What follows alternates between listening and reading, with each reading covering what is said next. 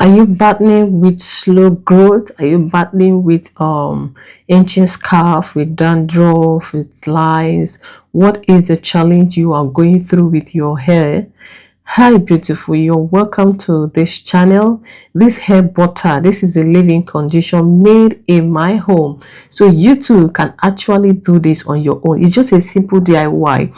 It's something that we can get on our day, just around us. Okay, just get it together and you are good to go.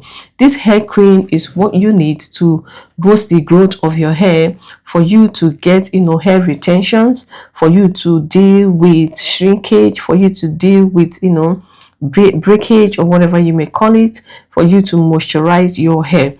The first thing there is my shea butter. This is original shea butter all the way from Nigeria. Okay, and I've got my fresh rosemary leaves. If you have dry, there's no problem.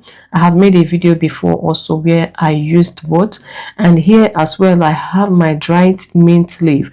The first video I made was just with only fresh, but here I have just dried and I had to use it. This dry mint leaf is here, our fresh rosemary is here, and our shea butter, which are just, let's say, our main ingredients. Here also is my moringa leaf. We all know the advantage of moringa. Moringa is so good for our health, and also it helps also in our hair growth and nourishing. As well, I have got my fenugreek leaf. You can ask, why am I using only leaves? Okay, so that's my fenugreek leaf. Okay, you can use just only dry. Make do with whatever you have. All right, whatever suits you that you've got, you can just go ahead and use that. Then second thing I did after gathering my ingredient is to do what? Get this thoroughly washed. Okay, you do not want to put particles, dirt into your hair, because this rosemary are gotten from the farm and we don't know how they may be handled. So you just have to remove them, okay, and then get it properly washed. After doing this, I had to put enough water, wash it like 2 or 3 times, okay, drain it out. When I'm done with that, the next thing I do is to go in with towel, clean towel, or you can use a tissue paper, whichever is around you, just to get it cleaned until you have felt no water on it again. Make sure it is properly dry. Mind you, I didn't wash the dried mint leaf. If it was fresh, I would have still washed it. Okay, so this is me drying out my washed rosemary over and over. You can see the tissue is wet until there was no single water on the tissue paper. Then I knew there was no water. Why am I doing this? Because I don't want to incorporate water into my hair oil or my hair butter, and you wouldn't want that, because it will give it this bubbling, whatever, I don't know, but your hair will not, the cream will not last for long when there is water inside. So this is it is dried. I had to touch it and I felt the dryness in it. All right, so for the roundup, this is everything that we need. This is all I'm going to be using. I have my moringa, I have my oregano, I have my parsley, I have my fresh and dried rosemary there. I've got my moringa leaf, I've got my fenugreek leaf. I could have used seed if I want. That is clove. We know that clove is very, very important for our hair. Clove has antioxidants that moisturizes the scalp and prevents dead hair follicles from plunging the pores, because of how great it is. So I had to incorporate it into this as well. So this is basically all that I'm going to use, and of course we're going to also be adding some essential oil. Please watch the video.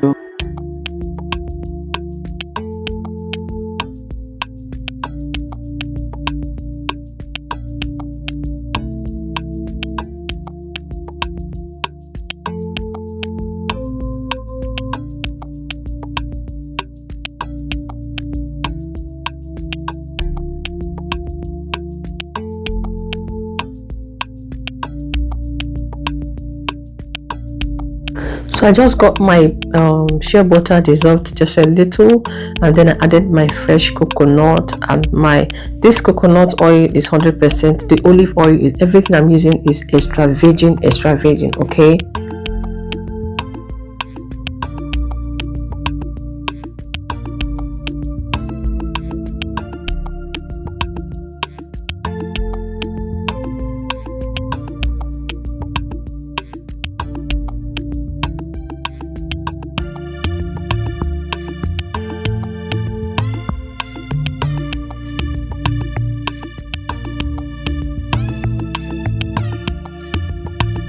So all the ingredients I put in the pot in the oil and put on fire, okay, just to heat it up. You can do double boiler method, whichever works for you. You can go ahead and do that. So these are all the oil I'm going to be adding to this. I have onion oil, I have ginger oil, I have rosemary oil. I've got lots and lots of oil. You can just add just one of these, okay. Lavender is there just to give another beautiful smell, okay. And I've got my clove oil and my tea tree oil. So whichever oil you want to put, you put. I've got my avocado oil, I've got my castor oil, I've got my almond oil, and of course as well I added some amla oil. Whatever, you can just put only one. You don't have to do all I'm doing, but I make mine so special, so I add all of this, okay.